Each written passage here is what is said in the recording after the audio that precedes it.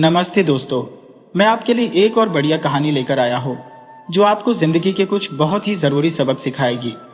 ये कहानी बताती है कि घमंड हमेशा टूटता है और कैसे सच्चे और अच्छे लोग हमेशा तरक्की करते हैं। ये कहानी है एक ऐसे घमंडी सेठ की जिसकी अकड़ को तोड़ने के लिए कुदरत ने एक अलग ही रास्ता चुना। अगर आप हमारे चैनल पर पहली बार आए हैं तो चैनल को सब्सक्राइब जरूर कर लें और अगर कहानी पसंद आए तो लाइक और कमेंट करना ना भूलें। बात बहुत पुरानी है। कश्मीर में श्रीनगर नाम का एक शहर था जहां एक सेठ रहता था जिनका नाम दौलत राम था। उनका केसर का कारोबार था जो देश विदेश में फैला हुआ था। उनकी केसर की पहचान बहुत अच्छी थी, इसलिए उनकी केसर मुंह मांगी कीमत पर बिकती थी। खूब पैसा होने की वजह से सेठ दौलत राम के पास दौलत का अंबार लग गया था। सेठ को अपनी दौलत पर बड़ा घमंड था और इसीलिए उन्होंने अपने परिवार के लिए एक 9 मंजिला महल भी बनवाया था जिसकी खूबसूरती देखते ही बनती थी। अब सेठ को यह लगने लगा था कि दुनिया में उनसे ज्यादा अमीर कोई नहीं है। एक बार सेठ के मन में यह परखने की इच्छा हुई कि उनके जैसा कोई दूसरा अमीर है या नहीं। ये जानने के लिए उन्होंने 100 ऊंटों पर केसर लाद कर बेचने के लिए भेजे। शर्त यह थी कि सारा केसर एक ही आदमी खरीदेगा और उसका पूरा पैसा 100 साल पुराने सिक्कों में देगा। एक ऊंट की कीमत 1000 अशर्फिया थी। सेठ के कारीगर इन ऊंटों को लेकर देश विदेश में भटकते रहे, लेकिन उनको ऐसा कोई सेठ नहीं मिला जो इतना सारा केसर एक साथ खरीद सके और वो भी एक ही बार में पुराने सिक्कों से उसका भुगतान कर सके। आखिरकार 1 साल तक भटकने के बाद सेठ के कारीगर उन ऊंटों को लेकर अपने शहर वापस लौट आए। अब तो उनके घमंड का कोई ठिकाना ही नहीं था। दौलत कमाने के चक्कर में सेठ दौलत राम को यह पता ही नहीं चला कि उनकी बेटी सुलक्षणा कब बड़ी होकर शादी के लायक हो गई थी। सेठानी बार बार उन्हें अपनी बेटी की शादी के बारे में याद दिलाती, पर सेठ को वो हमेशा बच्ची ही नजर आती थी। एक दिन जब सेठानी ने जिद की तो उन्होंने कहा कि मेरे जैसा अमीर कोई है ही नहीं जिसके बेटे के साथ मैं अपनी बेटी सुलक्षणा की शादी करूं, और मुझसे कम अमीर सेठ के यहाँ रिश्ता भेजूंगा तो लोग हंसेंगे। इस पर सेठानी ने पूछा, तो क्या लड़की सारी उम्र घर पर ही बैठी रहेगी? क्या इसकी शादी करोगे ही नहीं? सेठ ने जवाब दिया, अरे इसकी शादी की फिक्र तो मुझे भी है, लेकिन करूं तो क्या करूं, कुछ समझ नहीं आ रहा। सेठानी ने कहा, रिश्ते अपने आप नहीं होते, इसके लिए नाई और ब्राह्मण बहुत चतुर होते हैं। किसी नाई और ब्राह्मण को ही अपनी बेटी सुलक्षणा के लिए कोई अच्छा लड़का ढूंढने भेज दो। अगर भगवान ने चाहा तो उसके लिए जरूर कोई अच्छा लड़का मिल जाएगा। ये बात सेठ को ठीक लगी और उन्होंने तुरंत ही एक नाई और ब्राह्मण को बुलाकर सुलक्षणा के लिए एक अच्छा लड़का ढूंढने भेज दिया। उन्होंने उन्हें सबत्तर का खर्च भी दिया और रहने जाने का इंतजाम भी किया। साथ ही यह भी कहा कि तुम रिश्ता पक्का करके ही लौटना और मेरी बेटी का रिश्ता किसी ऐसे सेठ से करना जिसका 9 मंजिला महल हो, लड़का लायक हो और उससे शुभ मुहूर्त पर बारात लेकर आने के लिए कहना। सेठ की बात मानकर नाई और ब्राह्मण चल पड़े। उन्होंने सोचा था कि यह काम बहुत आसान होगा, लेकिन ये काम उतना आसान नहीं था। वे देश विदेश घूमने लगे। पहले तो कोई ऐसा सेठ जिसका 9 मंजिला महल हो वही मिलना मुश्किल था। अगर ऐसा सेठ मिल भी गया तो यह जरूरी नहीं था कि उसके यहाँ शादी के लायक कोई बेटा हो। अगर बेटा था भी तो उसकी उम्र सुलक्षणा से ज्यादा होनी चाहिए, यह भी कोई जरूरी नहीं था। कई लोगों ने उन्हें समझाया कि ऐसा कोई रिश्ता आपको मिलेगा ही नहीं, इसलिए सेठ की लड़की का रिश्ता कहीं और तय कर दो। इसके लिए उन्हें लालच भी दिया गया, लेकिन वे नाई और ब्राह्मण अपनी बात से टस से मस नहीं हुए। आखिर सेठ ने उनसे वचन जो लिया था। घूमते घूमते वे नाई और ब्राह्मण जयपुर शहर में पहुंचे। उन्होंने बहुत से लोगों से पूछा तो पता चला कि वहां एक 9 मंजिला महल तो है, पर वह खंडहर बना हुआ था। आसपास के लोगों से पता किया तो यह बात पता चली कि कई साल पहले सेठ और सेठानी के गुजर जाने के बाद अब वहां कोई नहीं रहता। लोग भी अब वहां कम ही आते हैं क्योंकि वहां नागों का डेरा है।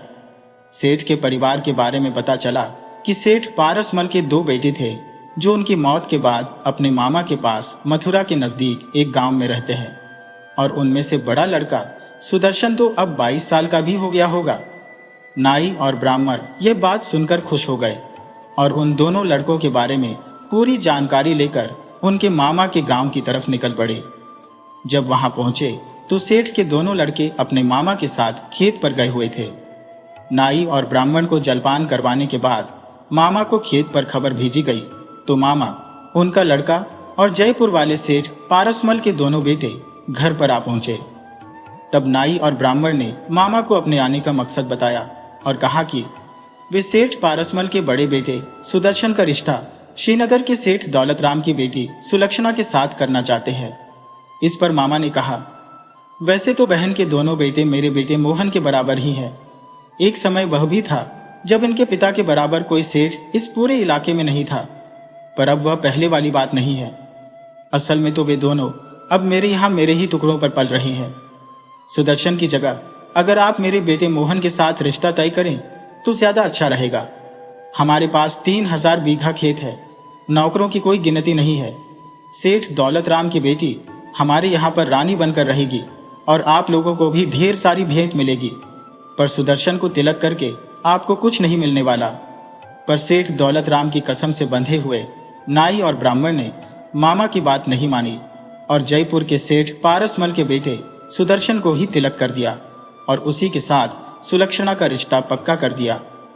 ब्राह्मण ने उसी वक्त पंचांग में एक शुभ मुहूर्त देखकर सुदर्शन और उसके मामा को बता दिया कि चैत्र महीने के बाद वैशाख की शुभ अष्टमी को शादी का एक बहुत ही अच्छा मुहूर्त है। इसलिए शादी के उस शुभ मुहूर्त से पहले ही आप लोग श्रीनगर में सेठ दौलत राम की 9 मंजिला हवेली पर बारात लेकर पहुंच जाना। मामा मामी ने बेमन से हाँ कर दी और नाई और ब्राह्मण को खाना खिलाकर कुछ दान दक्षिणा देकर विदा कर दिया।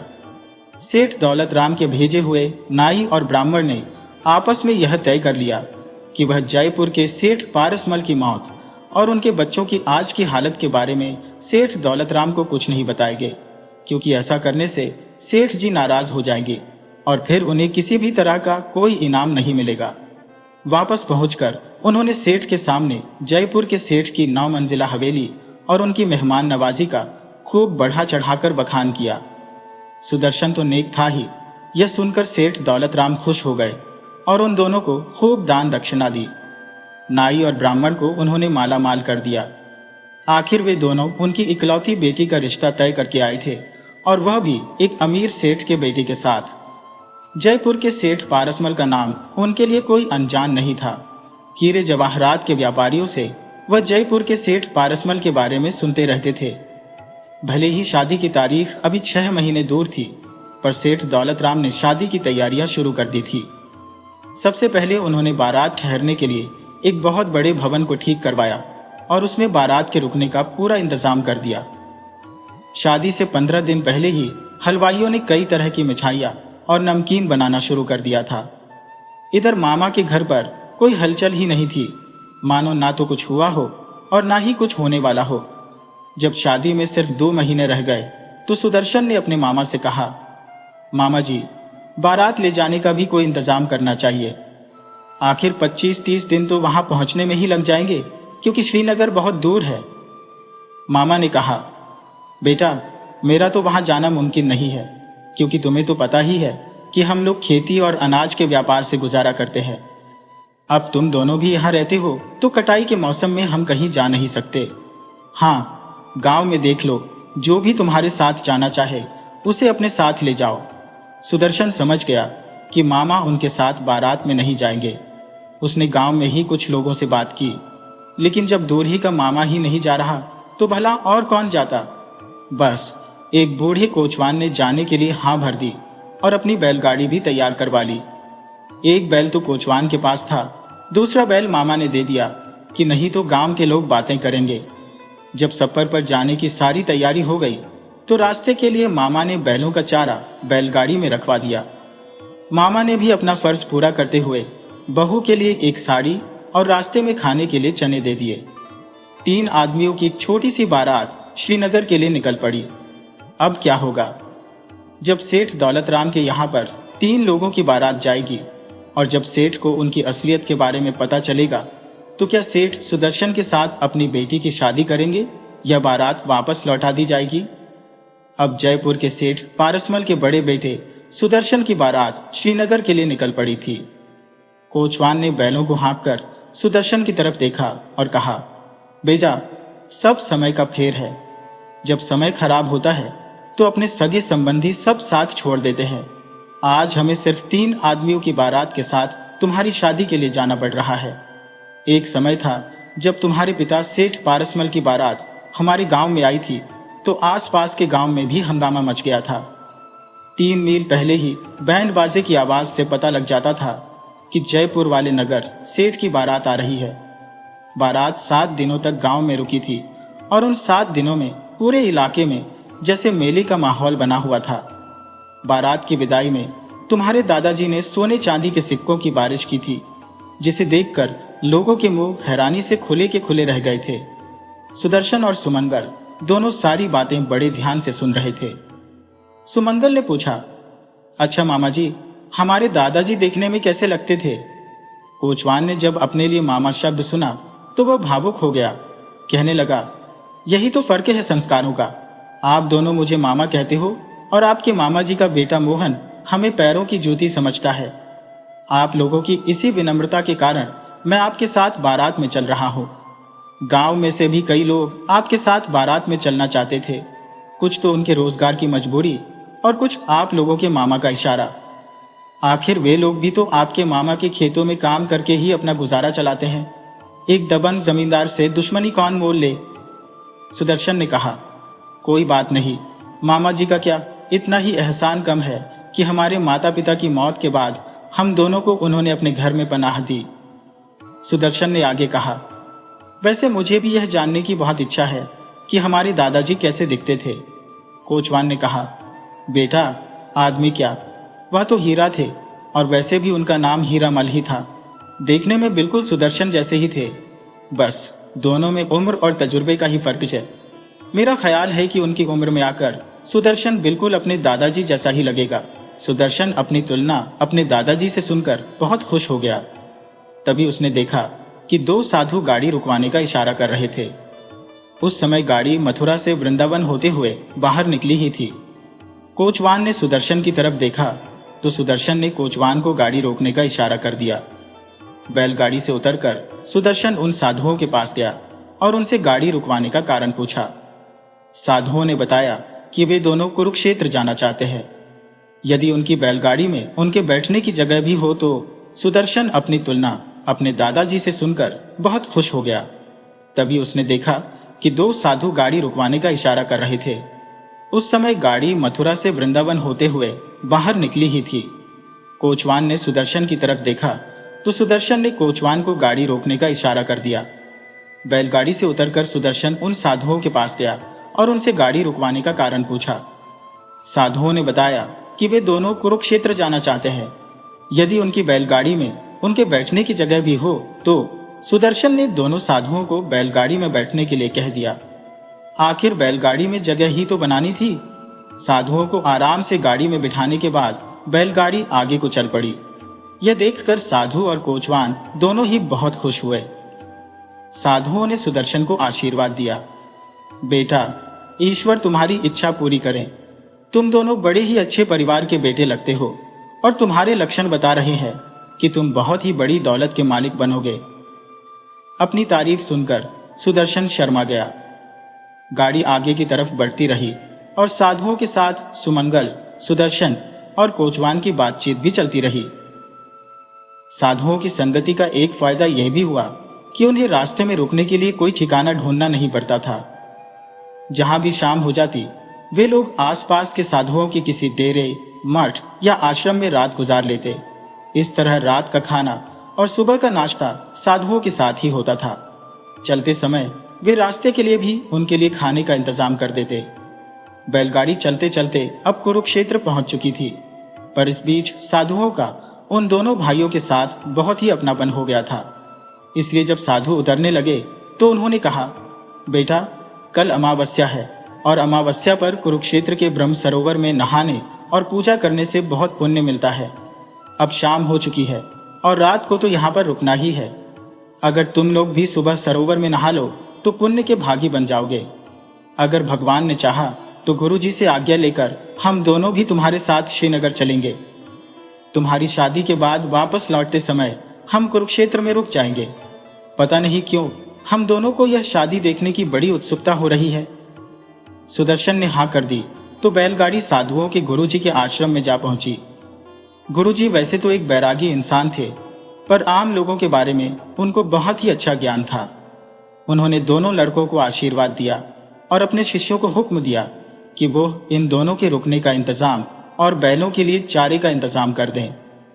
उन दोनों के साथ आए हुए दोनों साधुओं ने सुमंगल और सुदर्शन का परिचय अपने गुरुजी से करवाया और खुद भी उनकी बारात में जाने की अनुमति मांगी। गुरुजी ने कहा, वैसे तो साधुओं को आम लोगों के कार्यक्रम और समारोहों से दूर रहना चाहिए, पर धर्म के अनुसार अच्छे लोगों की संगति में कोई दोष नहीं है। इसलिए तुम इन दोनों बच्चों के साथ श्रीनगर जा सकते हो और फिर सही तरीके से इनका विवाह करवाकर जल्द ही वापस लौट आना। उन दोनों साधुओं को बारात में जाने की अनुमति मिलने पर सुमंगल और सुदर्शन बहुत खुश हुए, क्योंकि उनकी इतनी लंबी यात्रा अब बोरिंग नहीं रहेगी और बारात में भी अब 3 से बढ़कर 5 लोग हो गए थे। सभी लोगों ने गुरुजी से विदा ली और बैलगाड़ी में सवार होकर आगे चल दिए। अब तो कोचवान, सुमंगल और सुदर्शन की सभी चिंताएं मिट चुकी थी। कुरुक्षेत्र में नहाने के बाद सुदर्शन की बैलगाड़ी आगे की तरफ चलने लगी। अब भी वे लोग जम्मू शहर की तरफ पहुंचने वाले थे कि तब बड़े साधु ने कोचवान से कहा, कोचवान जी, आप ऐसा कीजिए कि बैलगाड़ी को नदी के किनारे पर बसे हुए स्वामी नित्यानंद के आश्रम में ले चलिए। हमारा आज रात का रुकना उन्हीं के आश्रम में होगा और आगे की यात्रा भी उनकी आज्ञा के अनुसार ही की जाएगी। कोचवान ने गाड़ी साधु की इच्छा के अनुसार आश्रम में जाकर रोक दी। खाने के बाद सभी को स्वामी जी के सामने ले जाया गया। स्वामी जी ने सभी को बैठने का इशारा किया और कहने लगे, मुझे गुरुजी का संदेश मिल चुका है। अब आगे की यात्रा आप आश्रम की बैलगाड़ी में करेंगे, क्योंकि आपके बैल और आपकी गाड़ी इस पहाड़ी रास्तों पर चलने के लायक नहीं है और बाकी की सारी व्यवस्था आपको पंडित जी समझाएंगे। अब आप सभी लोग आराम कीजिए, क्योंकि सुबह जल्दी उठकर आपको आगे की यात्रा पर निकलना है। स्वामी जी को प्रणाम करने के बाद सभी बड़ी ही शांति से उनके कमरे से बाहर आ गए और अपनी अपनी जगहों पर जाकर सोने की तैयारी करने लगे। सुदर्शन और सुमंगल उस आश्रम के इंतजाम देखकर हैरान रह गए और सोचने लगे कि हम लोग तो बहुत ही तेजी के साथ कुरुक्षेत्र से जम्मू तक आए हैं, पर फिर भी हमारे पहुंचने से पहले गुरु जी का हुक्म स्वामी जी तक पहुंच गया और उसी के अनुसार सारा इंतजाम कर दिया गया। सुबह उनके उठने से पहले ही सारी व्यवस्थाएं कर दी गई थी और फिर सुबह का खाना खाने के बाद वे सभी स्वामी जी को प्रणाम करके उनके 2 शिष्यों के साथ आगे के लिए चल दिए, क्योंकि आश्रम की बैलगाड़ी को हाँकने के लिए इन शिष्यों को स्वामी जी ने भेजा था। अब बैलगाड़ी में सवार 7 लोग धार्मिक बातें करते हुए आगे की तरफ बढ़ने लगे और श्रीनगर पहुंचने से पहले वो पंडित विश्वमोहन भट्ट के गुरुकुल में जा पहुंचे। अभी भी शादी में 5 दिन बाकी थे। रात के समय गुरुकुल में आराम करने के बाद सुबह सुबह पंडित जी ने सभी को बुलाया। पंडित जी ने उन सभी से शादी के इंतजामों के बारे में पूछा, मगर यहाँ पर तो सिर्फ दूल्हे सुदर्शन के अलावा और कोई भी इंतजाम नहीं था। न सेहरा, न पोशाक, न बैंड बाजा और तोहफे के नाम पर सुदर्शन की मामी की दी हुई सिर्फ एक साड़ी थी। पंडित जी ने कहा कि जैसा भी हो सकेगा गुरुकुल की तरफ से सारे इंतजाम किए जाएंगे, मगर सुदर्शन पंडित जी को धन्यवाद देते हुए बड़ी ही विनम्रता से इसके लिए मना कर देता है। उसका कहना था कि मैं एक गरीब आदमी हूँ और अगर मेरी सच्चाई देखकर ही सेठ जी अपनी बेटी की शादी मुझसे करेंगे तो ही ठीक रहेगा। मैं यह सब दिखावा नहीं करना चाहता। पर पंडित जी नहीं माने। वह बैलगाड़ी की सजावट करवाकर ही माने। वह सारा दिन इन्हीं सभी इंतजामों में बीत गया। तब पंडित जी ने साधु जी को एक सलाह दी कि श्रीनगर पहुंचने से पहले रास्ते में एक देवी माता का मंदिर है, जो यहाँ से सिर्फ 2-3 मील ही दूर है और ऐसी मान्यता है कि देवी माँ उस मंदिर में आने वाले भक्तों के सभी दुखों को दूर करती है। इसलिए आप सभी लोग सबसे पहले देवी माता के दर्शन जरूर करें। उसके बाद ही श्रीनगर में सेठ दौलत राम की हवेली की तरफ जाया जाएगा। देवी माँ जो भी करेंगी वह अच्छा ही होगा। और इसके बाद बैलगाड़ी देवी माँ के मंदिर की तरफ चल पड़ी। वहां पर वे सभी उतरे और मंदिर में देवी माँ के दर्शन किए और पूजा पाठ की।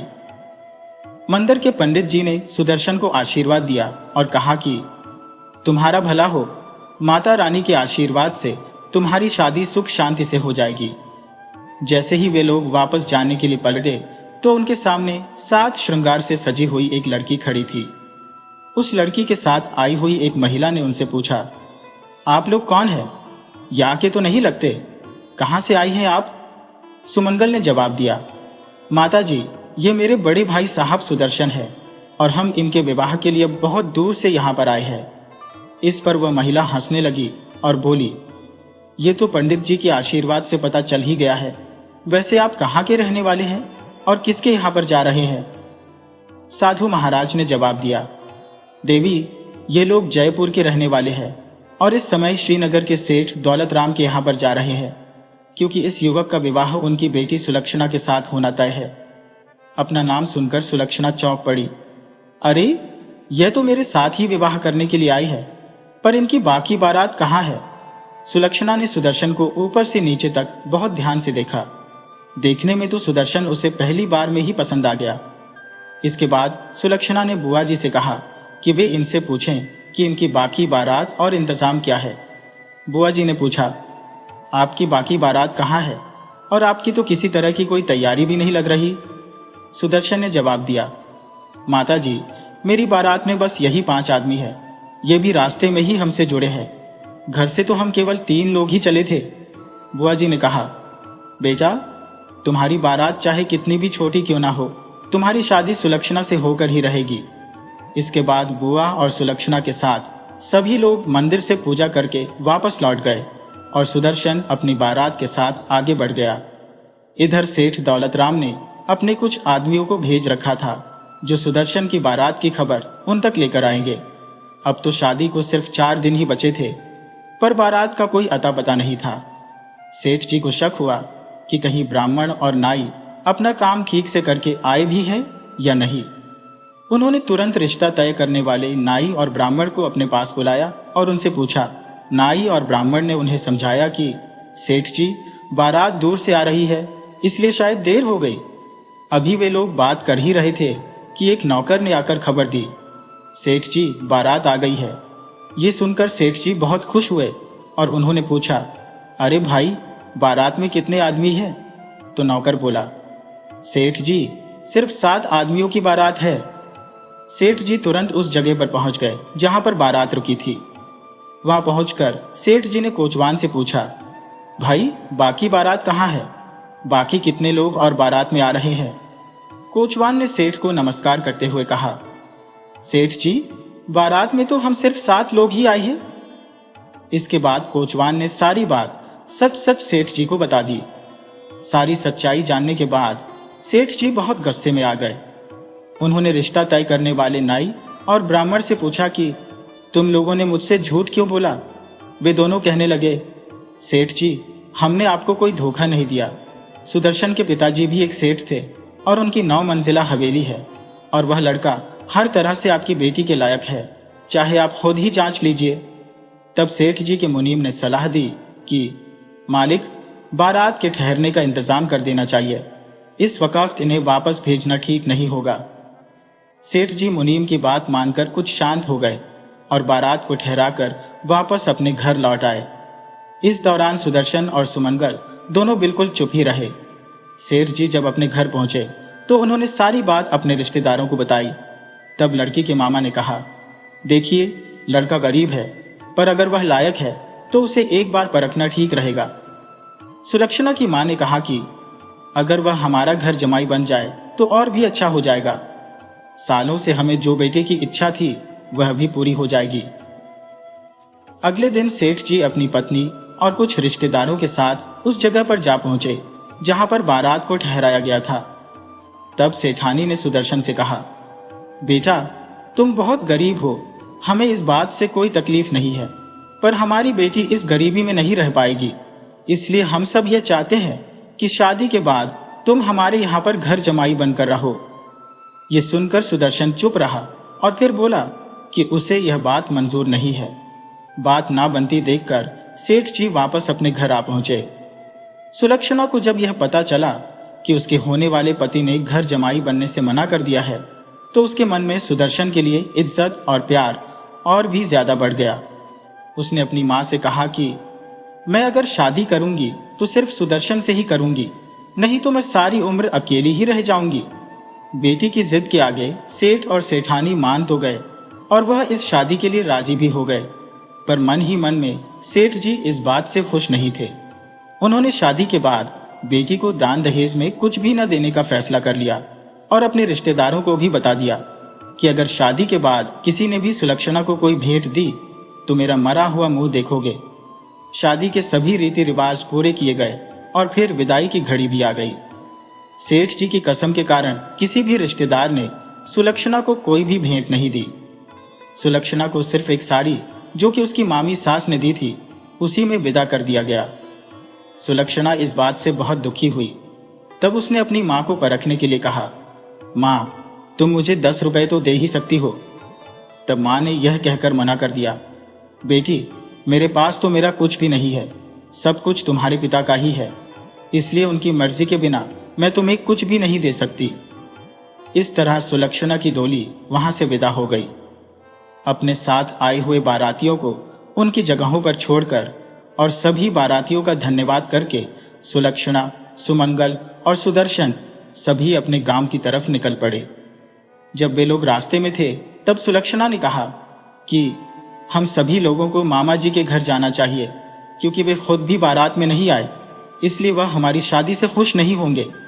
तब सुमंगल ने भी अपनी भाभी की बात का समर्थन किया और कहा कि हमें मामा जी के घर न जाकर अपनी जयपुर वाली पुरानी हवेली में जाना चाहिए, क्योंकि मामा जी का बर्ताव उन सभी के लिए अच्छा नहीं था। आखिरकार अपनी पत्नी और भाई की बात मानकर सुदर्शन जयपुर जाने के लिए राजी हो गया। जयपुर में अपनी पुरानी खंडहर हवेली पर पहुंचकर उन्होंने कोचवान को उसकी मजदूरी दी और उसे विदा किया। उन सब ने मिलकर उस पुरानी हवेली की साफ सफाई की और उसे रहने लायक बनाया। रात को थक हार कर वे सभी लोग सो गए।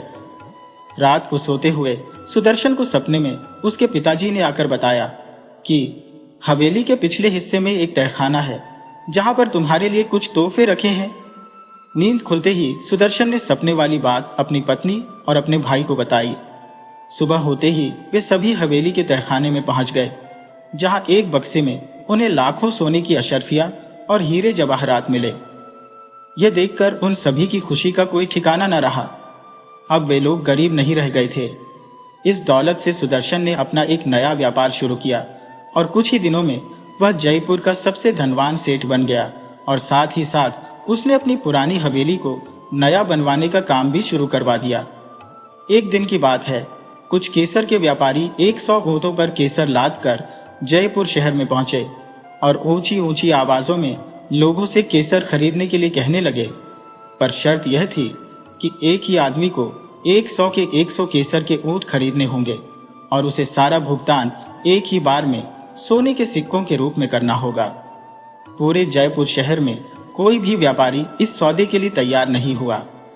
तब एक व्यापारी ने उन केसर बेचने वालों को सलाह दी कि आप लोग एक बार 9 मंजिला हवेली के मालिक सेठ सुदर्शन के पास चले जाओ, शायद वहां पर तुम लोगों का केसर बिक जाए।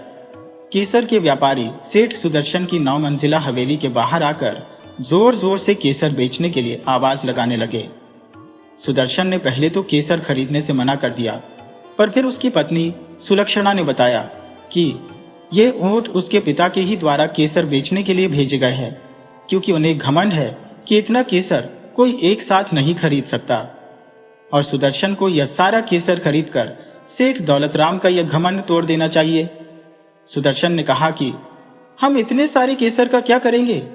तब सुलक्षणा बोली कि हमारी हवेली में जो इतना काम चल रहा है, तो हम यह सारा केसर छूने और मिट्टी के गारे में मिला देंगे, ताकि हमारे घर की दीवारों में से केसर की खुशबू आए। सुदर्शन अपनी पत्नी की बात पर राजी हो गया और उसने सारा केसर खरीद लिया और उस केसर को छूने और मिट्टी के गारे में डलवा दिया।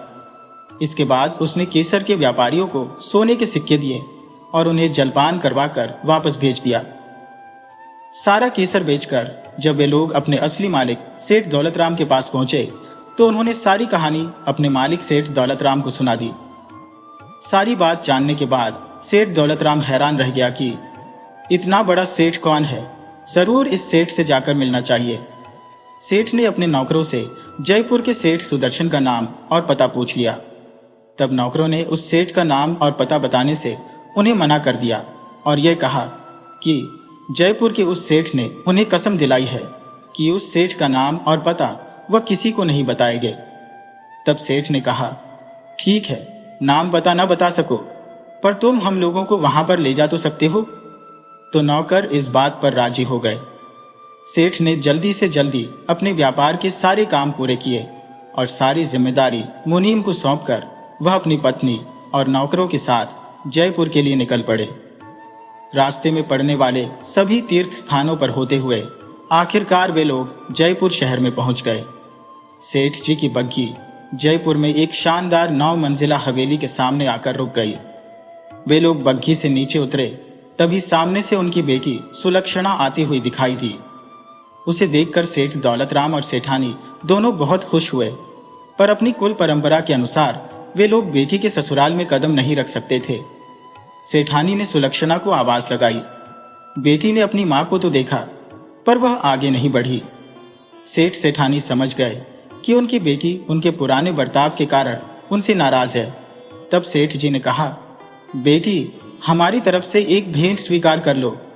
यह कहते हुए उन्होंने सोने के सिक्कों से भरी हुई एक थैली नौकर के हाथ सुलक्षणा के पास भेजी, पर सुलक्षणा ने वह भेंट स्वीकार करने से मना कर दिया और कहा कि अगर मैं इसे स्वीकार करती हूं तो यह मेरे पति का अपमान होगा, क्योंकि आप लोगों ने शादी के समय भी उनका अपमान किया था। हमें दहेज में 10 रुपए तक नहीं दिए गए थे। अब भगवान की दया से मुझे किसी भी चीज की कोई कमी नहीं है। ये सुनकर सेठ सेठानी फूट फूट कर रोने लगे। उन दोनों को अपनी गलती का एहसास हो गया था। इतने में सुदर्शन वहां पर आ पहुंचा। अपने सास ससुर को रोते हुए देखकर उसे बहुत दुख हुआ। जब उसे सारी बात का पता चला तो उसने सुलक्षणा को अपने माता पिता से माफी मांगने के लिए कहा। सुलक्षणा ने अपने माता पिता से यह कहते हुए माफी मांगी कि मैंने इनके साथ जो भी बर्ताव किया वह इन्हीं से सीखा है। सुदर्शन अपने सास ससुर को घर के अंदर ले आया। वैसे तो वे लोग घर के अंदर आने को तैयार नहीं थे, पर सुदर्शन ने कहा कि वे लोग सिर्फ सुलक्षणा के ही माता पिता नहीं बल्कि उसके भी माता पिता है। 2-3 दिन अपनी बेटी के घर में रहने के बाद सेठ और सेठानी वापसी में कुछ दिन तक मथुरा और वृंदावन में रहे और फिर वापस लौट गए। उन्हें अब इस बात का पछतावा भी था कि उन्होंने सुदर्शन जैसे एक नेक और अच्छे इंसान के साथ बुरा बर्ताव किया था, पर अपनी बेटी और अपने दामाद को सुखी और अमीर देखकर वे दोनों बहुत खुश थे। ये कहानी हमें सिखाती है कि घमंड हमेशा टूटता है और पैसे से ज्यादा जरूरी अच्छे संस्कार और सच्ची इंसानियत है। दौलत आज है, कल नहीं, लेकिन अच्छे कर्म हमेशा आपके साथ रहते हैं।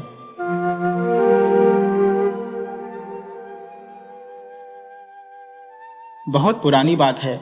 एक गांव में एक व्यापारी रहता था। उसका एक बेटा था जिसका नाम सुजान था। सुजान की शादी तो हो चुकी थी, लेकिन उसे अपनी पत्नी बिल्कुल पसंद नहीं थी। असल में वो देखने में बहुत साधारण थी और उसका रंग भी सांवला था। सुजान को हमेशा से एक बहुत ही सुंदर पत्नी चाहिए थी, बिल्कुल किसी राजकुमारी जैसी। इसी बात को लेकर वो अक्सर अपने माता पिता और पत्नी से लड़ाई करता रहता था। एक दिन की बात है, उसने यह जिद पकड़ ली कि वो एक और शादी करेगा, और वो भी किसी बहुत ही खूबसूरत लड़की से। आखिरकार उसके माता पिता को उसके लिए दूसरी लड़की ढूंढनी पड़ी। सुजान की पहली पत्नी को यह बात ठीक नहीं लगी, लेकिन उसने कुछ नहीं कहा।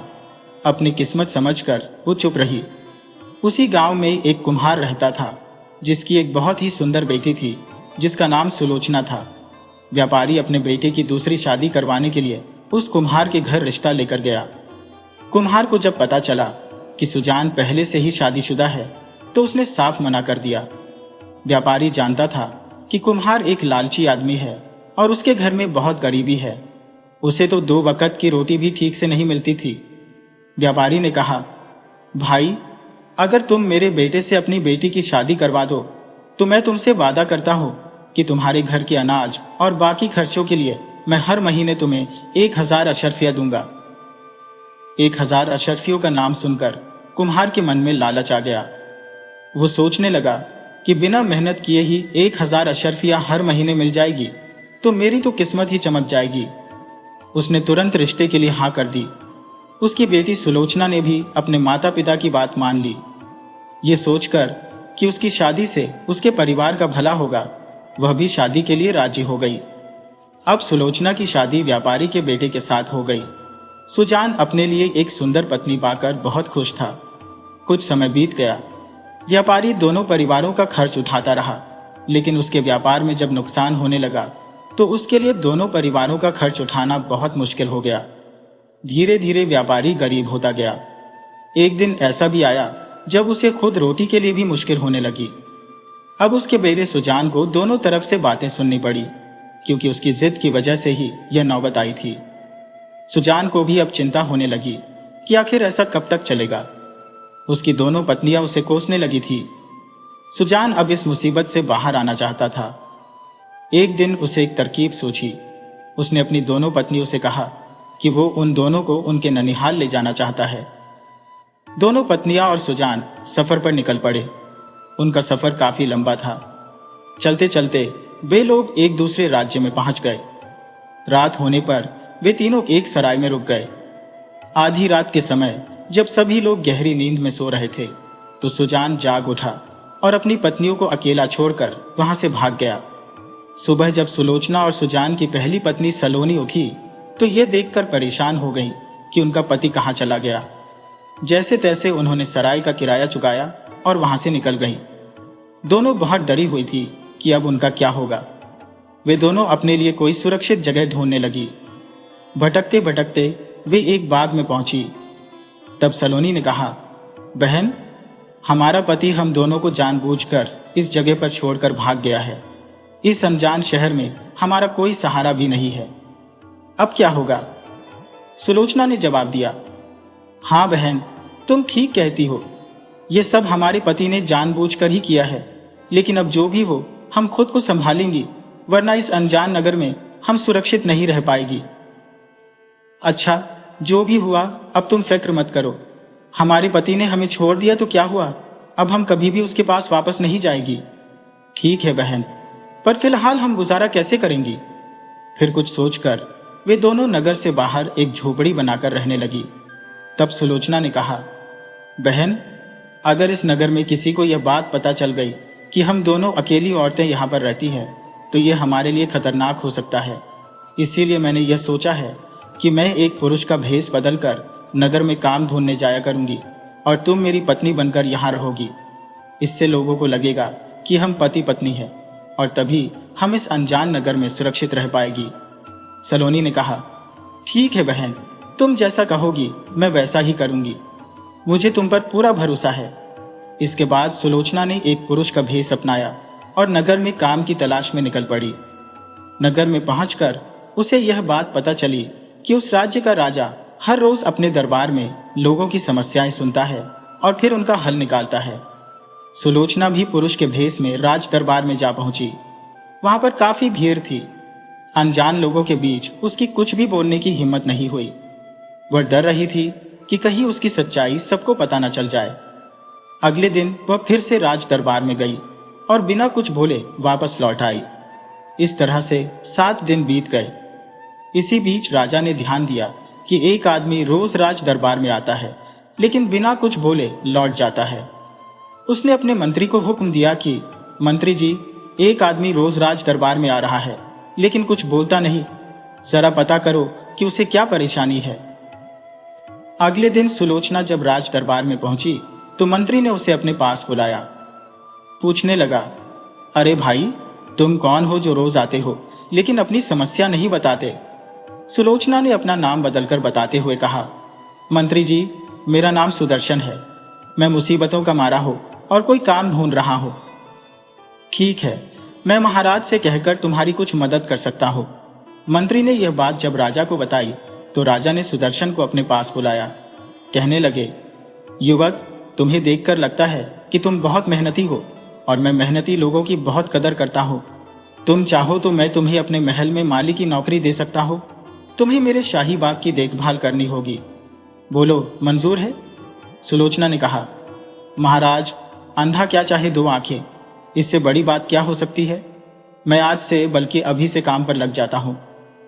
बहुत अच्छे, इसी तरह पूरे जोश और मेहनत के साथ काम करना। उसी समय से सुलोचना महल के बाग में माली की नौकरी करने लगी।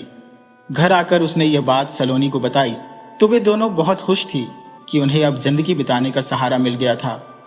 धीरे धीरे कुछ दिन बीते। सुलोचना बड़ी ही मेहनत से अपना काम करने लगी। वह बाग के पौधों का ख्याल रखती, पेड़ों को पानी देती। राजा सुलोचना के काम से बहुत खुश था। उसे कभी भी इस बात का शक नहीं हुआ कि वह एक औरत है। एक दिन की बात है, राजा अपने शाही बाग में घूमने के लिए गए। बाग बहुत बड़ा था। घूमते घूमते राजा को थकान महसूस हुई तो वो एक पेड़ के नीचे आराम करने के लिए बैठ गए। गर्मियों के दिन थे और ठंडी ठंडी हवा चल रही थी, सो राजा को पता ही न चला कि कब उनकी आंख लग गई। तभी एक घटना हुई। हुआ यह कि एक सांप जो उसी पेड़ की जड़ में रहता था, वो बिल से बाहर निकल कर आया और सोए हुए राजा की ओर बढ़ने लगा। वह सांप राजा को डस लेता उससे पहले सुलोचना, जो माली का काम कर रही थी, वहां पहुंची। वह सांप को देखकर जोर से चिल्लाई। उसने एक लकड़ी ली और सांप को उठाकर राजा से दूर फेंक दिया। आवाज होने से राजा की नींद टूट गई।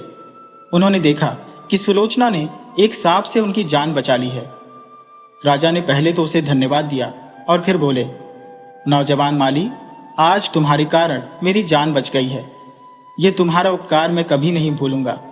इसके बदले में तुम जो चाहो मुझसे मांग लो। मैं वचन देता हूं कि जो भी तुम मांगोगे मैं दूंगा। सुलोचना ने कहा, महाराज, यह तो मेरे जैसे कर्मचारी का फर्ज है कि वह अपने राजा की रक्षा करे। मुझे इसके बदले में कुछ नहीं चाहिए। आपने तो पहले ही मुझे अपना सेवक बनाकर मेरे जीवन का साधन दे दिया है। ठीक है, अगर अभी नहीं मानते तो कोई बात नहीं, पर जिंदगी में कभी भी जरूरत पड़े तो मेरे पास आने से हिचकिचाना मत। ठीक है महाराज, जैसी आपकी इच्छा। इस घटना के बाद राजा के मन में सुलोचना के लिए इज्जत और भी ज्यादा बढ़ गई।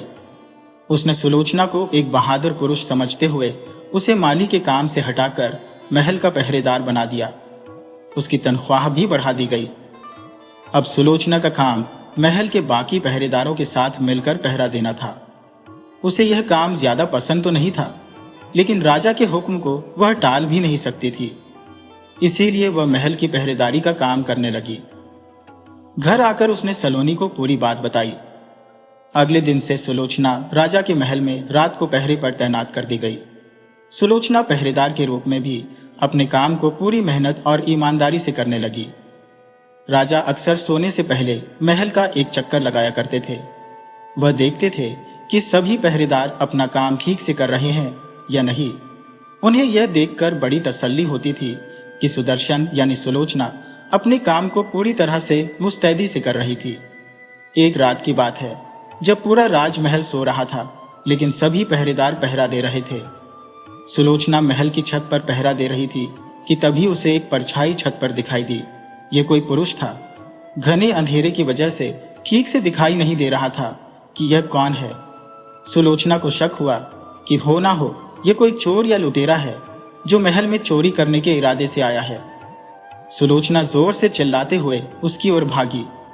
सुलोचना की आवाज सुनकर बाकी पहरेदार भी वहां पर आ गए।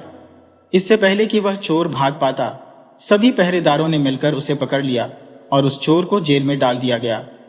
रात के अंधेरे में सुलोचना उस चोर को ठीक से देख भी नहीं पाई थी। अगली सुबह जब राजा को पूरी घटना का पता चला तो उन्होंने पकड़े गए चोर को अपने सामने पेश करने का हुक्म दिया। चोर को लाकर राज दरबार में पेश किया गया। दरबार में जब दिन के उजाले में सुलोचना ने चोर को देखा तो उसके होश उड़ गए, क्योंकि वह चोर कोई और नहीं बल्कि उसका पति सुजान था, जो उसे छोड़कर भाग गया था। राजा ने चोर को सजा सुनाते हुए कहा कि हमारे राज्य में चोरी एक बहुत बड़ा गुनाह है और इस चोर ने तो राजमहल में चोरी करने की कोशिश की है। इस तरह से यह एक राजद्रोही है।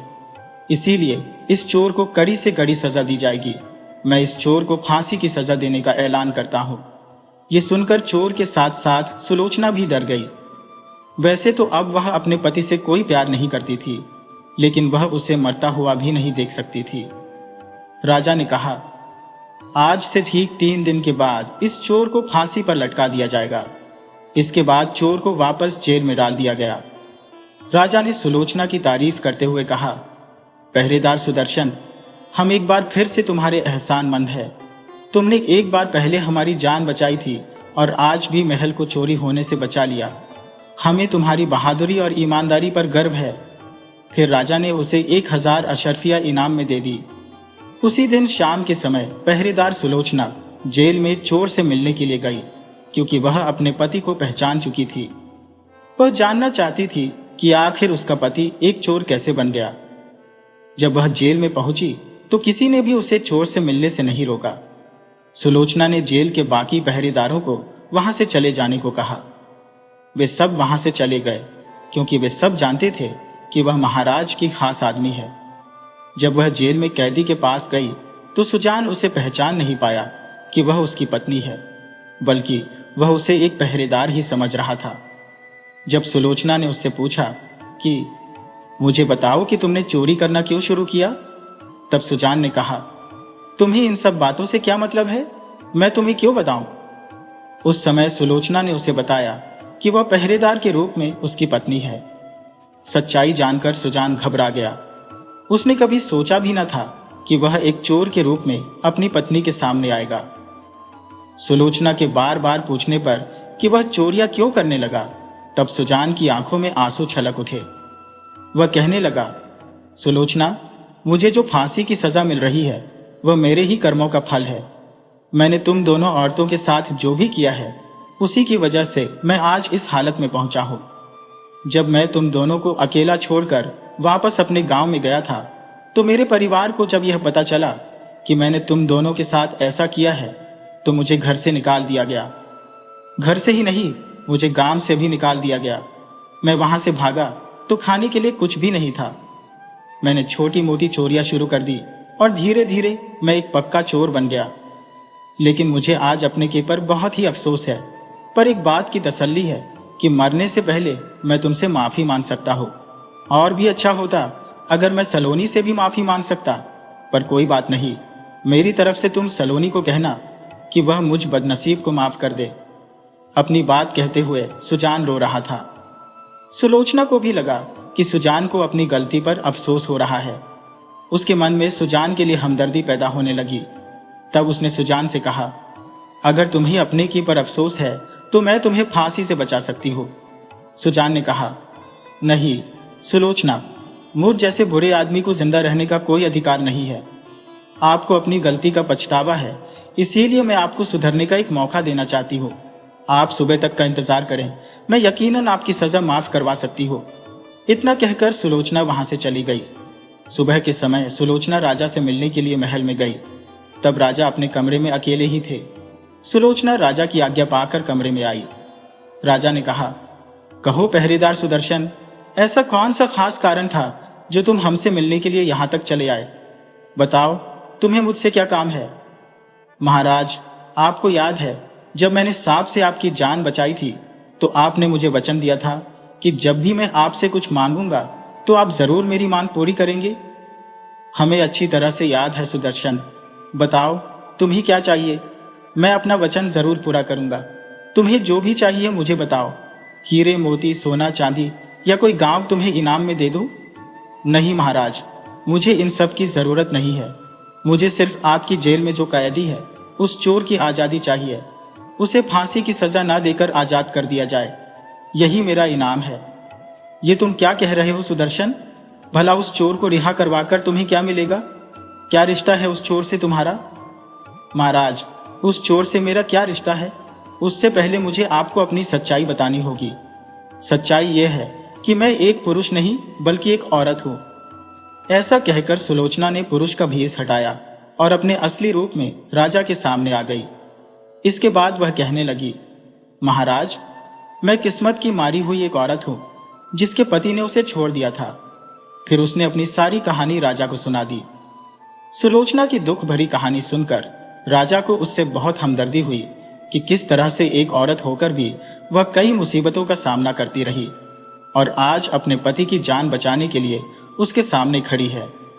राजा ने कहा, सुलोचना, सचमुच तुम्हारी कहानी बहुत ही दुख भरी है, पर हम तुम्हारी बहादुरी और हिम्मत की दाद देते हैं। वैसे तो एक चोर को हम छोड़ नहीं सकते, पर क्योंकि हमने तुम्हें वचन दिया है और वह तुम्हारा पति है, इसीलिए हम उसे रिहा कर देंगे। फिर राजा ने एक अशर्फियों से भरी हुई थैली सुलोचना को देते हुए कहा, इस थैली में 10,000 अशर्फियां और हीरे जवाहरात है। तुम यह सब ले लो और अपने पति के साथ इस राज्य से लौटकर अपने गांव चली जाओ। वहां जाकर अपने पति के साथ एक नई जिंदगी शुरू करो। यदि भविष्य में तुम्हें कोई भी मदद की जरूरत हो तो मेरे पास बिना झिझक चली आना। फिर राजा ने सुजान को रिहा करवा दिया।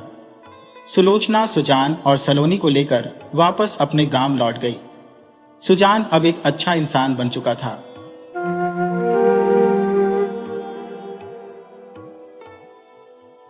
सैकड़ों साल पुरानी बात है।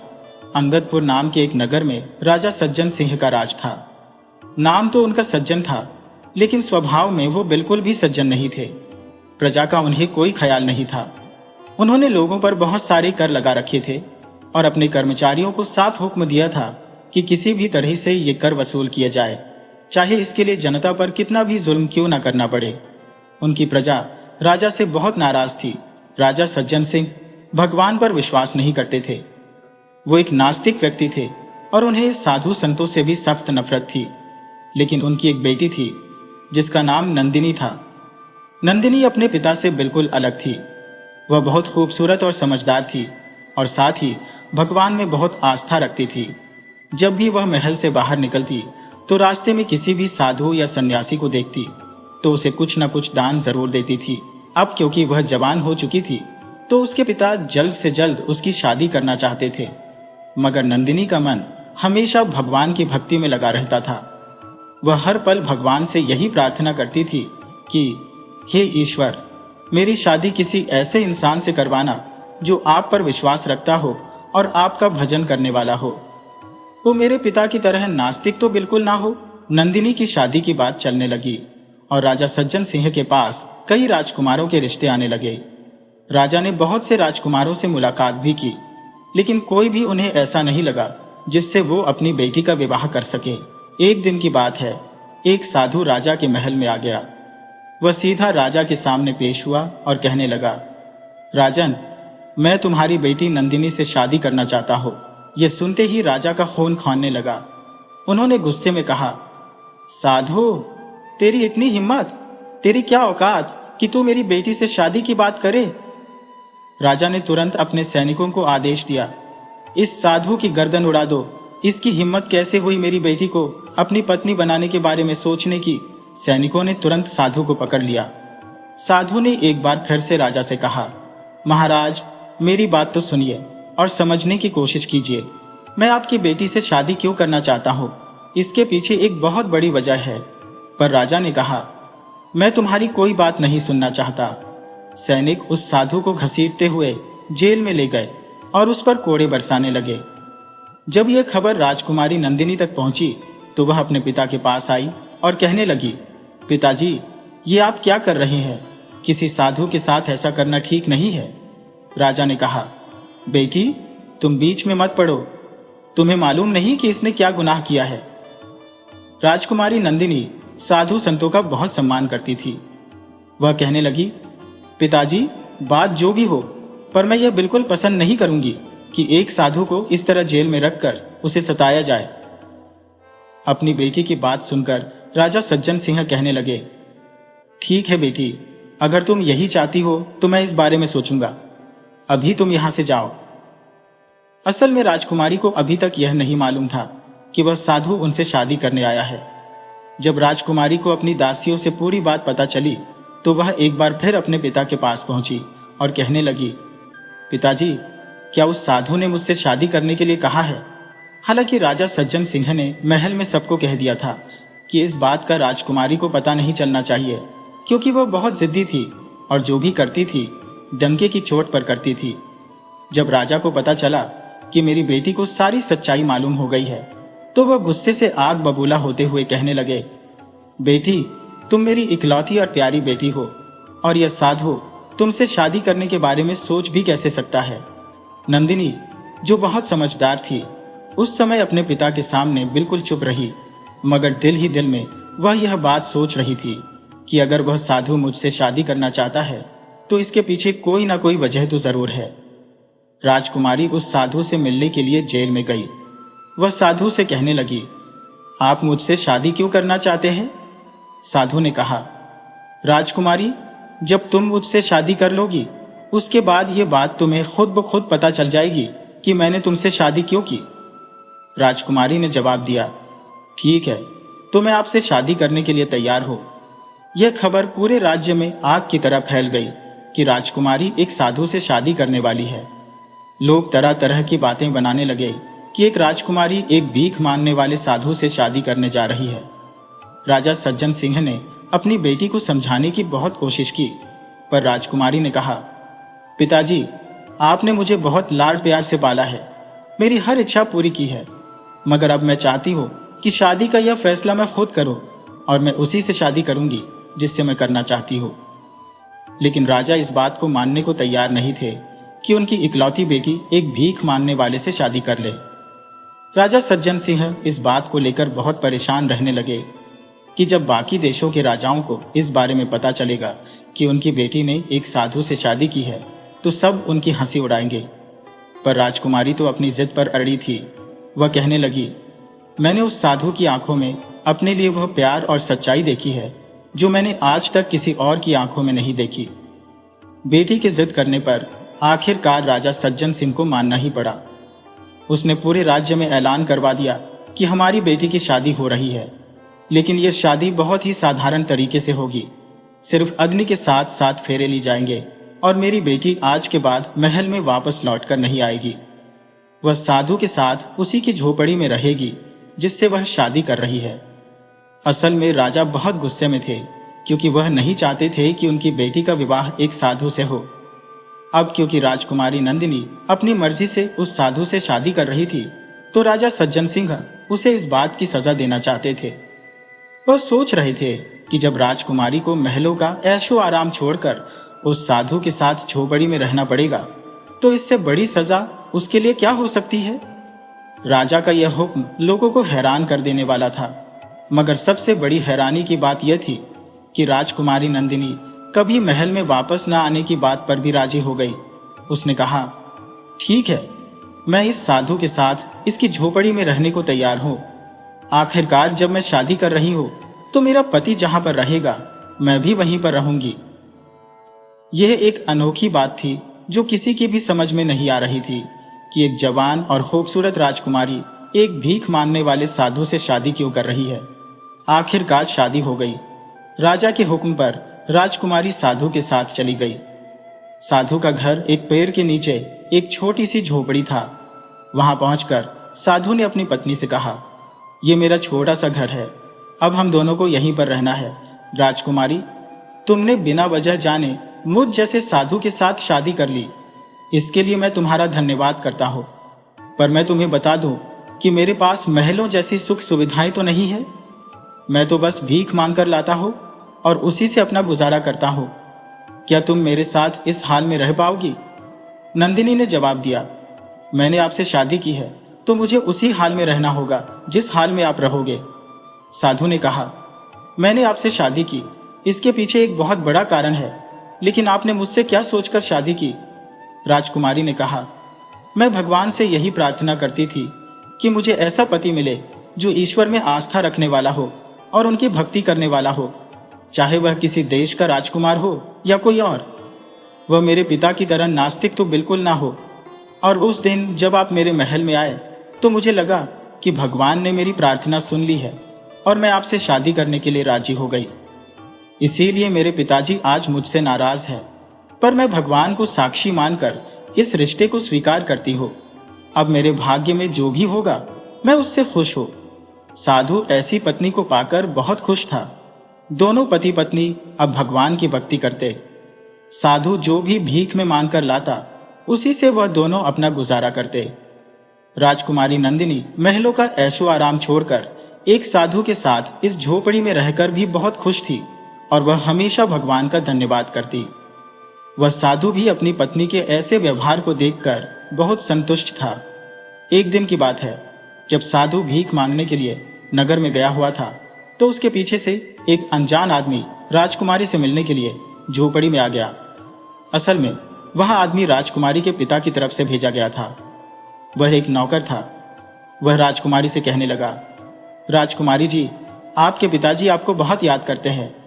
वह हमेशा पूछते हैं कि मेरी राजकुमारी खुश है या नहीं, वह किस हाल में है। यह सुनकर राजकुमारी नंदिनी का दिल भर आया और उसकी आंखों से आंसू छलकने लगे। इसके बाद नौकर ने कहा, महाराज ने संदेशा भिजवाया है कि जाकर मेरी बेटी से कह दो कि अगर वह महल में वापस आना चाहती है तो हम उसे वापस बुला लेंगे और साधु के साथ उसका रिश्ता भी खत्म करवा देंगे। राजकुमारी कहने लगी, लगता है मेरे पिता ने मुझे पहचाना नहीं। मैं अपने पति के घर में बहुत खुश हूँ। वह साधु अब मेरे पति हैं और मैं हमेशा उन्हीं के साथ रहूंगी। ये सुनकर नौकर कहने लगा, राजकुमारी जी, आपके पिताजी ने आपके लिए एक बहुत ही बेशकीमती मोती भिजवाया है ताकि इसे बेचकर आप अपने लिए सुख सुविधाएं खरीद सके। राजकुमारी ने वह मोती लेने से साफ मना कर दिया, पर वह नौकर जिद करता हुआ उस मोती को वहीं पर छोड़कर वापस महल लौट गया। साधु जब भीख मांगकर वापस आया तो उसकी नजर मोती पर पड़ी तो वह नंदिनी से पूछने लगा, यह मोती किसने दिया? राजकुमारी ने सारी बात अपने पति को बता दी।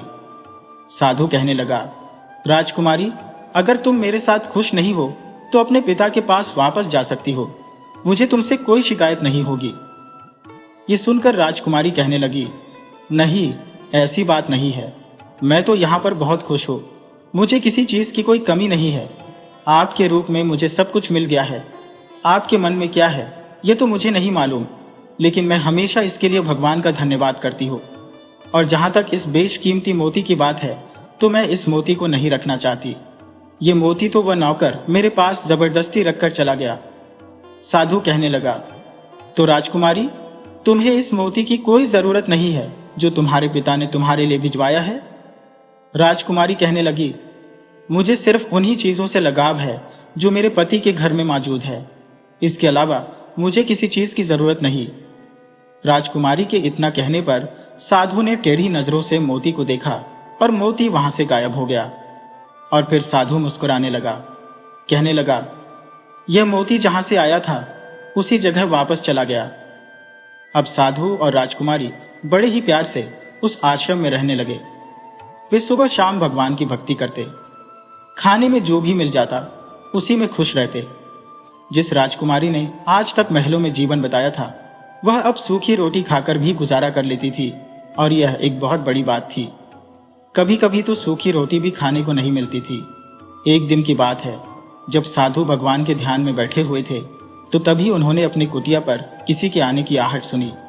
साधु ने देखा तो एक आदमी अपने हाथ में एक बड़ा सा थाल लिए हुए जिसमें खाने के अलग अलग पकवान थे इसी ओर चला आ रहा था।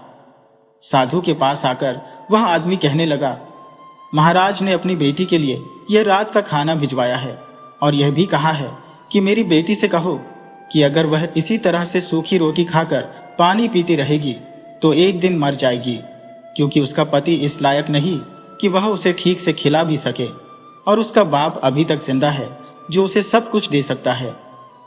यह सुनकर राजकुमारी कहने लगी, मेरे मन में महलों में रहने की कोई इच्छा नहीं है। मैं जैसी भी हो, जिस हाल में हो, बहुत खुश हो। जो तुम खाना लेकर आए हो वह लेकर वापस चले जाओ। जिसने यह खाना भिजवाया है उसी को वापस दे दो। मेरा भगवान मुझे जो भी देगा मैं वही खाऊंगी।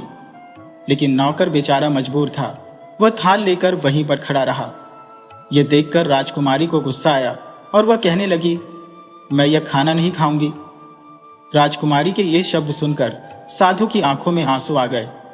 वह आसमान की तरफ देखकर प्रार्थना करने लगे कि हे ईश्वर, राजकुमारी अब वही खाएगी जो आप इसके लिए भेजेंगे, क्योंकि आपके भरोसे पर ही यह इस झोपड़ी में जीवन गुजार रही है। कभी इसने उफ तक नहीं की। आज इसके लिए खाने का इंतजाम आपको करना होगा। साधु का इतना कहना था कि तभी आसमान से 2 चांदी की थालियां उतरी जिनमें तरह तरह के स्वादिष्ट पकवान रखे हुए थे। राजा का नौकर यह सब कुछ देखकर अपने होश खो बैठा। अपने खाने के थाल को लेकर वह महल की तरफ चला गया, जबकि साधु राजकुमारी से कहने लगे, राजकुमारी, तुम हमेशा यह कहती थी कि जैसे तुम्हें भगवान रखना चाहेगा तुम वैसे ही रहोगी। तो देखो, आज तुम्हारे लिए खाना आसमान से आ चुका है। यह भगवान की तरफ से भेजा गया है। अब राजकुमारी ने अपने पति के साथ मिलकर वह खाना खाया। शादी के बाद से उन्होंने पहली बार भरपेट खाना खाया था। इस पर राजकुमारी ने ईश्वर का धन्यवाद किया। दूसरी तरफ जब वह नौकर महल में पहुंचा तो राजा से कहने लगा, महाराज, अब आप अपनी बेटी की चिंता बिल्कुल भी मत कीजिए। उसके लिए तो आसमान से चांदी के बर्तनों में तरह तरह के पकवान आ रहे हैं। वह तो बहुत ही अच्छा जीवन बिता रही है और वह साधु कोई भीख मांगने वाला नहीं, बल्कि मुझे तो किसी राज्य का राजा लगता है। राजा सज्जन सिंह कहने लगे, ऐसा कैसे हो सकता है? अगर ऐसा होता तो वह झोपड़ी में क्यों रहता? मेरी बेटी आखिर मेरे खिलाफ कैसे हो सकती थी? अपने नौकर की बातें सुनकर राजा के कान खड़े हो गए, मगर नौकर के सामने उसने कुछ भी नहीं कहा। वह सोचने लगा कि मैं भी तो जाकर देखूं कि मेरी बेटी को आखिर खाना कहां से आता है। अगले दिन राजा ने अपना भेष बदला और उस साधु की झोपड़ी के पास जाकर छिप गए। साधु ने एक बार फिर से भगवान से प्रार्थना की तो राजा ने खुद अपनी आंखों से देखा कि आसमान से चांदी की थाली उतरती हुई आ रही थी, जिसमें तरह तरह के पकवान थे। इसमें ऐसा खाना था जो आज तक किसी ने ना खाया हो, न ही राजा के महल में कभी ऐसा खाना बना था। ये सब कुछ देखकर राजा का खून खौलने लगा। वह अपने महल में वापस आ गए। अब तो राजा सज्जन सिंह बहुत ही हैरान और परेशान हो चुके थे। वो बड़बड़ाने लगे कि मुझे तो लगता है ये साधु कोई बहुत बड़ा जादूगर है, तभी तो खाना ऊपर आसमान से मंगवा रहा है। राजा ने तुरंत अपने एक खास मंत्री को बुलवाया और उससे कहने लगे, इस जादूगर साधु को खत्म करना पड़ेगा। उस जादूगर ने हमारी बेटी को हमसे दूर कर दिया। मंत्री कहने लगा, जी हाँ महाराज, मैं एक ऐसे जादूगर को जानता हूं जो उस साधु से लड़ सकता है, और वह एक बहुत ही पहुंचा हुआ जादूगर है। उसके जादू के आगे किसी और का जादू नहीं चलता। राजा ने कहा, ठीक है, तो जल्दी से तुम उस जादूगर को मेरे सामने हाजिर करो। जब वह जादूगर राजा के सामने पेश हुआ तो राजा ने उसे सारी बातें बता दी कि कैसे वह साधु मेरी बेटी को अपने साथ ले गया और जादू के दम पर वह उसे रोज अच्छे अच्छे खाने खिला रहा है। अगर राजकुमारी को इसी तरह से स्वादिष्ट पकवान मिलते रहे तो वह उसी साधु का गुणगान करेगी। अब तो मुझे हर हाल में मेरी बेटी वापस चाहिए। राजा से आज्ञा लेकर उस जादूगर ने महल में ही अपनी तंत्र विद्या से जादू करना शुरू कर दिया। लेकिन जल्दी ही उसे यह बात मालूम पड़ गई कि वह साधु कोई जादूगर नहीं, बल्कि भगवान की भक्ति करने वाला एक तपस्वी है। और जादूगर को यह बात भी समझ में आ गई कि उस साधु से मुकाबला करना आसान नहीं है। वह सीधा राजा के पास गया और कहने लगा, महाराज, मैं उस साधु से मुकाबला नहीं कर सकता, क्योंकि अगर मैं उससे मुकाबला करूंगा तो इसमें मेरा ही बहुत बड़ा नुकसान हो जाएगा। राजा ने कहा, आखिर तुम्हें ऐसा कौन सा बड़ा नुकसान हो जाएगा? जादूगर कहने लगा, महाराज, बस मैं उस साधु के साथ कोई जादू नहीं करना चाहता। जादूगर की बातें सुनकर राजा को बहुत ज्यादा गुस्सा आ गया। जब उसने देखा कि यह जादूगर जादू करने को तैयार नहीं है तो राजा कहने लगा, अगर तुम मेरी बेटी को वापस लाने के लिए अपनी तंत्र विद्या का इस्तेमाल नहीं कर सकते तो मुझे अपनी तंत्र विद्या सिखाओ। मैं खुद उसका इस्तेमाल करके अपनी बेटी को वापस लाऊंगा। जादूगर कहने लगा, आप नहीं जानते महाराज, इससे आपका राज्यपाट सब पलट सकता है। आपके पास कुछ नहीं बचेगा। राजा कहने लगा, मुझे किसी भी कीमत पर अपनी बेटी वापस चाहिए। अब राजा के कहने पर जादूगर ने राजा को तंत्र मंत्र की विद्या सिखाना शुरू कर दिया। दूसरी तरफ राजकुमारी नंदिनी तो भगवान की साधना में लगी थी। जो सुकून उसे झोपड़ी की चटाई पर सोने से मिल रहा था वह उसे कभी महल के नरम गद्दों में भी नहीं मिला था। लेकिन उसके पिता वहां भगवान की भक्ति से दूर तंत्र मंत्र में लगे हुए थे, क्योंकि उन्हें तो भगवान की भक्ति करने वाले एक साधु को हराना था। किसी भी हाल में वह अपनी बेटी को वापस लाना चाहते थे। अब राजा सज्जन सिंह ने उस जादूगर से तंत्र मंत्र की विद्या पूरी तरह से सीखी और वह महल के बगीचे में बैठकर मंत्र पढ़ने लगे। मंत्र की ताकत से वह साधु को खत्म करना चाहते थे। ध्यान में बैठा हुआ वह साधु इस बात को समझ चुका था कि कोई उसके खिलाफ तंत्र विद्या का इस्तेमाल कर रहा है और उसकी पत्नी को उससे अलग करना चाहता है, पर वह किसी भी कीमत पर ऐसा नहीं होने दे सकता था। दूसरी तरफ राजा बार बार मंत्र पढ़कर फूंक रहे थे, लेकिन हर बार उनकी कोशिश नाकाम ही रहती। अब राजा ने एक खास मंत्र पढ़ना शुरू किया। जब उसने यह मंत्र पढ़ा तो राजा के सामने एक बहुत बड़ा और भयानक शेर आकर खड़ा हो गया। राजा ने शेर को आदेश दिया कि जाओ, जंगल में जाकर उस साधु को खत्म कर दो और मेरी बेटी को वापस ले आओ। राजा के आदेश पर शेर जंगल की तरफ दौड़ता हुआ गया, लेकिन यहाँ पर तो साधु महाराज भगवान के ध्यान में बैठे हुए थे। जब वह शेर साधु के सामने पहुंचा तो साधु पर हमला करने के बजाय वह सीधा साधु के पैरों में बैठ गया। उधर राजा की हालत अब खराब होना शुरू हो गई थी, क्योंकि जादूगर ने उसे पहले ही बता दिया था कि अगर जादू कहीं अटक गया या कोई गड़बड़ हो गई तो उसके साथ वह हो जाएगा जो कभी उसने सोचा भी ना होगा। वह खुद एक जानवर भी बन सकता है। साधु ने एक नजर शेर को देखा और मुस्कुराए। इसके साथ ही शेर वहां से खड़ा हुआ और वापस जंगल में गायब हो गया। इसके बाद साधु राजकुमारी की तरफ गए और कहने लगे, राजकुमारी, मुझे माफ कर दो, मैंने तुम्हारे साथ अच्छा नहीं किया। राजकुमारी पूछने लगी, आखिर आपने ऐसा क्या किया है? तब साधु बताने लगे, मैंने तुम्हारे पिता को एक जानवर बना दिया। मैं ऐसा नहीं चाहता था, लेकिन उसने जो जादू मुझ पर किया वह उल्टा उसी पर चल गया। राजकुमारी ने जब यह सुना तो उसे बहुत दुख हुआ। वह कहने लगी, हमें अभी के अभी महल जाना चाहिए। आखिर यह सब क्या माजरा है? जब वह अपने पति के साथ महल में पहुंची तो वहां पर पहले से ही बहुत शोर शराबा मचा हुआ था। हर कोई यही कह रहा था कि राजा को क्या हो गया, वह जानवर कैसे बन गए। साधु और राजकुमारी को महल के पहरेदार ने रोक लिया और अंदर नहीं जाने दे रहे थे। उनका मानना था कि यह साधु कोई बहुत बड़ा जादूगर है और इसी ने हमारे राजा की ऐसी हालत की है। तब राजकुमारी ने आगे बढ़कर कहा, पीछे हटो, क्या तुम जानते नहीं मैं इस महल की राजकुमारी हूं? ये सुनकर पहरेदार पीछे हट गए। साधु और राजकुमारी दोनों महल में दाखिल हो गए। राजकुमारी ने अपने पिता की ऐसी हालत देखी तो उसके आंसू बहने लगे। असल में राजा अब एक जानवर बन चुके थे। बेटी ने जब अपने पिता की ऐसी हालत देखी तो वह फूट फूट कर रोने लगी और अपने पिता से पूछने लगी कि आपने मेरे पति को मारने की कोशिश क्यों की? इसीलिए आपके साथ ऐसा हुआ? आखिर आपकी मेरे पति से क्या दुश्मनी है? राजा कहने लगे, बेटी, मुझे तो मेरे ही कर्मों की सजा मिली है। असल में मैं तुम्हारे पति को पहले से ही जानता था। तुम्हारे पति ने तुमसे शादी तो कर ली, पर तुमसे शादी करने की वजह उसने आज तक तुम्हें नहीं बताई। ये मैं तुम्हें बताता हूँ। बात असल में यह है कि मैं तुम्हारी शादी किसी ऐसे इंसान से नहीं करवाना चाहता था जो भगवान पर विश्वास रखता हो। मैं चाहता था कि मेरा दामाद मेरी तरह ही नास्तिक हो, और मुझे एक ऐसे राजकुमार के बारे में पता भी चल गया था। उस राजकुमार का राज्य बहुत बड़ा और विशाल था। धन दौलत और ऐशो आराम की उसे कोई कमी नहीं थी। मेरी योजना ये थी कि मैं उसकी शादी तुम्हारे साथ करके उसके राज्य को भी हड़प लूंगा। लेकिन मैंने तुम्हें यह बात नहीं बताई थी क्योंकि तुम तो भगवान में बहुत आस्था रखती थी। मुझे मालूम था कि तुम एक ऐसे पति की इच्छा रखती हो जो भगवान में विश्वास रखने वाला और नेक दिल इंसान हो।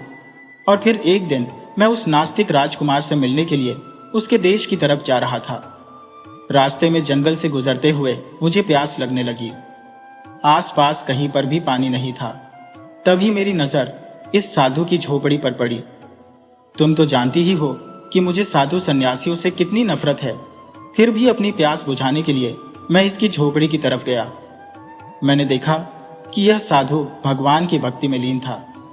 मैंने वहां रुककर इससे पानी मांगा। इसने मुझे पानी पिलाया।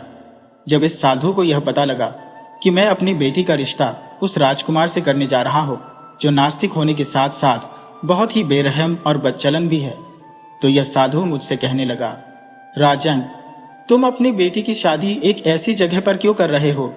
वह लड़का तुम्हारी बेटी के लिए अच्छा नहीं है। ऐसे घर में अपनी बेटी ब्याह कर तुम उसे नर्क में भेज रहे हो। मैंने कहा, मुझे यह सब बातें पता है कि वह राजकुमार नास्तिक है और बहुत ही बेरहम राजा है, फिर भी मैं उसी के साथ अपनी बेटी की शादी करूंगा। तो कौन होता है मुझे नसीहत देने वाला? मैं जहां चाहूं अपनी बेटी की शादी करूं और ये सब करने के बाद मेरा साम्राज्य दूर दूर तक फैल जाएगा। साधु मुझसे कहने लगा कि राजन, ये सब महल, ऐशो आराम, धन दौलत सब यहीं पर रह जाएगा। इसीलिए मेरी मानो तो अपनी बेटी का विवाह किसी ऐसे पुरुष से करो जो नेक दिल और भगवान में विश्वास रखने वाला हो। इसी में सबकी भलाई है। अगर पूरी दुनिया में तुम्हें कोई ऐसा इंसान नहीं मिलता तो मैं तुम्हारी बेटी से शादी करने को तैयार हूं। साधु का इतना कहना था कि मेरा गुस्सा 7वें आसमान पर चढ़ गया। उसी समय अपने साथ आए हुए सैनिकों को आदेश दिया कि इस साधु को पकड़कर कोड़े लगाए जाए, और सैनिकों ने ऐसा ही किया। लेकिन फिर भी यह साधु यही कहता रहा कि राजा अपनी बेटी का विवाह उस राजकुमार के साथ मत कीजिए। जब मैं अपने सिपाहियों के साथ महल वापस लौट आया तो पीछे पीछे यह साधु भी महल में आ गया और यहाँ पर आकर कहने लगा कि वह राजकुमारी नंदिनी से विवाह करना चाहता है। राजकुमारी, तुम तो पहले से ही भगवान में आस्था रखने वाली थी। तुमने मेरी मर्जी के खिलाफ जाकर इस साधु से शादी कर ली। मैंने सोचा था कि ये साधु झोपड़ी में रहकर तुम्हें क्या दे सकेगा। तुम तो महलों में रहने वाली एक राजकुमारी हो, कुछ ही दिनों में मेरे पास वापस आ जाओगी, पर तुमने वहीं रहकर भगवान की भक्ति करना शुरू कर दिया। तुम उस झोपड़ी में भूखी रही, लेकिन पलटकर तुमने महल की तरफ वापस नहीं देखा। जब मुझे पता लगा कि तुम दोनों के लिए आसमान से खाना उतर रहा है तो मैंने तुम दोनों पर जादू करने का फैसला किया था, और जिसका नतीजा ये हुआ कि मैं एक जानवर बन गया। और फिर राजा उस साधु से कहने लगे, साधु महाराज, मुझे माफ कर दो। राजा की ये बातें सुनकर उसकी बेटी नंदिनी की आंखों से आंसू बहने लगे। वह कहने लगी, पिताजी, आपने तो चाहा था कि मेरी शादी ना हो, लेकिन भगवान जो भी करता है अच्छे के लिए करता है। मेरी शादी हो गई और अब मैं बहुत खुश हूं। मेरे भाग्य में जो पति मुझे मिला है वह बहुत ही नेक दिल और भगवान की भक्ति करने वाला है। मैं हमेशा से यही चाहती थी। भगवान की कृपा से मैं अपने पति के साथ बहुत खुश हूं और मेरे पति भी मेरी बहुत इज्जत करते हैं। तो फिर मैं क्यों ऐसे राजकुमार की तलाश करूं जिसका बहुत बड़ा साम्राज्य हो लेकिन उसका दिल बहुत ही छोटा हो। मैं भगवान से जो भी प्रार्थना करती हूं वह मुझे मिल जाता है। मुझे और क्या चाहिए। तब साधु कहने लगे, राजकुमारी, तुम्हारे पिता को अपने बुरे कर्मों का फल मिला है, पर चिंता मत करो, तुम्हारे पिता को मैंने माफ कर दिया है। समय बीतने के साथ साथ इन पर जादू का असर खत्म हो जाएगा और ये अपने पहले वाले रूप में वापस आ जाएंगे। और अब हम लोगों को वापस अपने आश्रम में चलना चाहिए। इतना कहकर साधु और राजकुमारी महल से चले गए। वे दोनों वापस अपने आश्रम में आ चुके थे। राजकुमारी के मन में अपने पति का सम्मान अब पहले से भी ज्यादा बढ़ चुका था, क्योंकि वह जानती थी कि उसका पति कोई साधारण साधु नहीं बल्कि एक महान तपस्वी है। वे दोनों जंगल में ही बने हुए अपने आश्रम में रहकर भगवान की भक्ति करने लगे और बड़े ही सुख से उनका जीवन बीतने लगा। इस कहानी से हमें यही सीख मिलती है कि इंसान की दौलत या उसकी हैसियत नहीं, बल्कि उसका दिल और उसकी नीयत मायने रखती है। भगवान पर सच्ची आस्था और अच्छे कर्मों से आप वो सब कुछ पा सकते हैं जिसकी आप चाहत रखते हैं। नंदिनी ने सब कुछ छोड़कर भी सब कुछ पा लिया, क्योंकि उसका विश्वास पक्का था। उम्मीद है यह कहानी आपको पसंद आई होगी। अगर हाँ, तो इस वीडियो को लाइक करें, शेयर करें और कमेंट करके हमें जरूर बताएं कि आपको यह कहानी कैसी लगी। आपका प्यार और साथ ऐसे ही बना रहे।